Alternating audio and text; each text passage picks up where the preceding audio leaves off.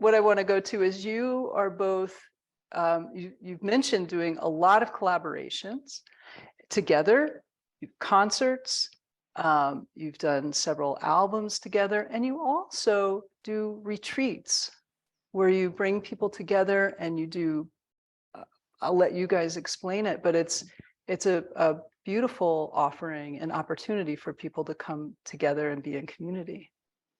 Yeah, we started, we definitely jumped in with each other fast when we first met. We met in 2001 on Jami's birthday.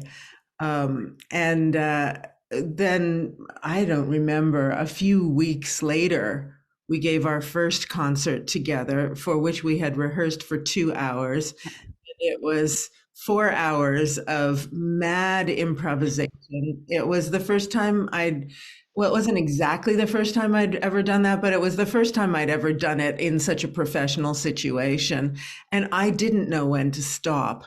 Um, and poor Jamie and Michelle Carlitz, who was also with us, their fingers were like raw by the time but the audience was still there, which is amazing.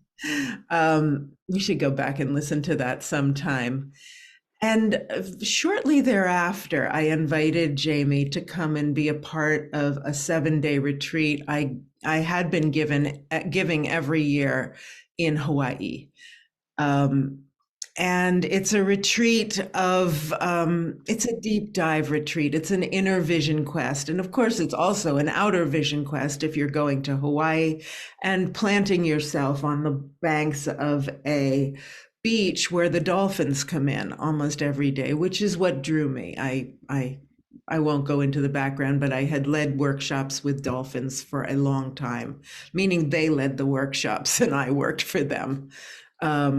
And so we went, and really that circumstance showed us what our work was together. Because the group would wake up into silence in the morning. Sometimes the dolphins would be in the bay, and without speaking about it, people would go and swim with the dolphins. We'd come back into the circle at about 10 o'clock without speaking, silently into the circle. Jami would pick up her bow and start playing, and the two of us would improvise, either with me guiding meditations and movement or speaking poems. And to use the word you brought up, we discovered, as has been discovered throughout history, right back and past Homer, that when you bring music and words together, even the Peruvian shaman chant and beat a drum, when you bring those rhythms into a space together, consciousness shifts literally bioenergetically, biochemically. There are shifts that occur in the body that one of the effects of is that it disinhibits the mind.